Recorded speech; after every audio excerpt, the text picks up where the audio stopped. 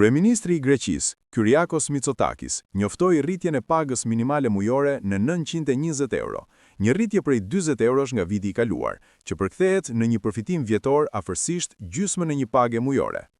Kjo është rritja e 6 me radhë që nga viti 2022, me një përparim të akumuluar prej plus 41.5% që nga viti 2019.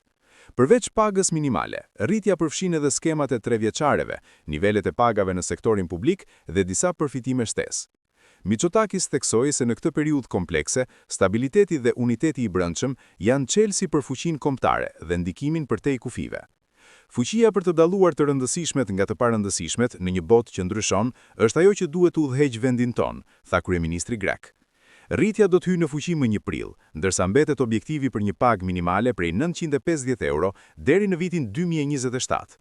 Sipas autoriteteve, përfitimi i punonjësve nën 30 vjeç është edhe më i madh për shkak të përfitimeve fiskale dhe përjashtimeve nga taksat, ndërsa rritja e pagës minimale ka ndikim edhe në përfitime të tjera sociale dhe nivele pagash në sektorin publik dhe privat.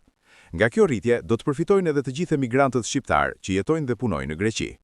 Presidenti Amerikan, në një mbledhje të kabinetit në Shtëpinë e Bardhë, përsëriti kritikat ndaj kryeministrit të Mbretërisë së Bashkuar, Keir Starmer. Ai u shpreh se Mbretëria e Bashkuar ofroi ndihmë 3 javë më parë, kur lufta kishte mbaruar tashmë. Unë thash, kjo është e mrekullueshme. Faleminderit shumë. Mos u shqetësoni, nuk kemi nevojë për të, shtoi ai me ironi. Trump më pas u shpreh se avionët e Mbretërisë së Bashkuar nuk janë më të mirët, janë lodra në krahasim me ato që kemi. Për ngushticën e Hormuzit, presidenti tha se nëse SBA-t dhe Irani mund të gojnë marrëveshjen e duhur, kanali i transportit detar do të hapet. Më herët, Mbretëria e Bashkuar ka miratuar përdorimin e bazave të saj nga SBA-t për të nisur sulme ndaj vendeve iraniane që synojnë ngushticën e Hormuzit. Mbretëria e Bashkuar u shpreh se nuk do të përfshihet drejt për drejt në greva dhe se parimet pas qasjes së Mbretërisë së Bashkuar mbeten të njëjta,